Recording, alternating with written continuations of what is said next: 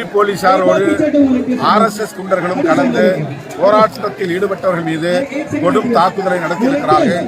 ஆண்கள் பெண்கள் என்று பலரும் இதில் காயம்பட்டிருக்கிறார்கள், தலைக்காயம் அடைந்திருக்கிறார்கள். நிறைய பேருக்கு தையல் போடப்பட்டிருக்கிறது. இங்கே பாதிக்கப்பட்டவர்களை சந்தித்து நாங்கள் பேசினோம்.